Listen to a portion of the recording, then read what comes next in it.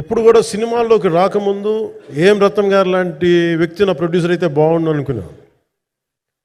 భారతదేశానికి pan India సినిమాని, ముఖ్యంగా రీజనల్ సినిమాని జాతీయ స్థాయిలో తీసుకెళ్లిన వ్యక్తి ఆయన. తమిళ సినిమాని చాలా ఛాలెంజింగ్ తెలుగులో డబ్ చేసి దాన్ని స్ట్రైట్ సినిమాలతో సమానంగా ఆడేంత సత్తా చూపించిన వ్యక్తి.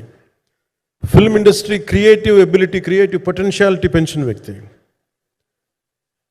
ఈ సినిమా చాలా ఒడిదుడుకులు ఎదుర్కొంది. 2 కరోనా పరిస్థితులు ఎదుర్కొంది.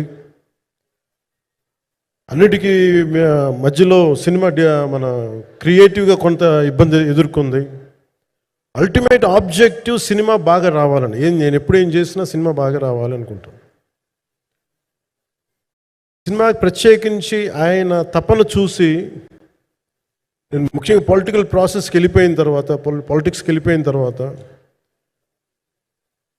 అన్ని వీటికి దూరమై క్రియేటివ్ పార్టీకి దూరం అయిపోయిన తర్వాత, పాలిటిక్స్ నా ప్రైమరీ ఫోకస్ అయిపోయిన తర్వాత మళ్ళీ దృష్టి పెట్టి సినిమా కావాలి, మీరు చెయ్యాలని చెప్పి నా దగ్గరికి వచ్చి కోరుకున్నప్పుడు నేను ఎంత బెస్ట్ ఇవ్వగలను ఆ సినిమాకి అంత ఇచ్చాను. నేను అంటే నా బెస్ట్ ఇచ్చాను. అంటే నేను అన్నిటికంటే కూడా నేను ఇవ్వలేనిది టైం ఇవ్వలేను నేను. కానీ అలాంటి పరిస్థితుల్లో ఒక క్లైమాక్స్కి దాదాపు 57 రోజులు షూట్ చేయాల్సి వచ్చింది.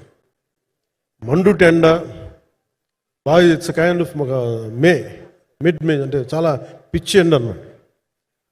అలాంటి ఎండల్లో చాలా కాలం తర్వాత నాకు మార్షల్ ఆర్ట్స్, నేను ఎప్పుడో నేర్చుకున్న మార్షల్ ఆర్ట్స్, ఒక ఎస్క్రీమా కానీ, ఊషు కానీ, నేను నేర్చుకున్న సెల్ఫ్ డిఫెన్స్ టెక్నిక్స్ కానీ, యుఎస్లో నేను ఒక వర్క్షాప్ చేసిన జీత్ కండో ఇవి కానీ, ఇవన్నీ ఈ సినిమాకి నాకు పనికి వచ్చినాయి. నాకు వీళ్ళతో డిఫరెంట్ కొరియోగ్రాఫర్స్తో కూర్చొని ప్రత్యేకించి క్లైమాక్స్ పార్ట్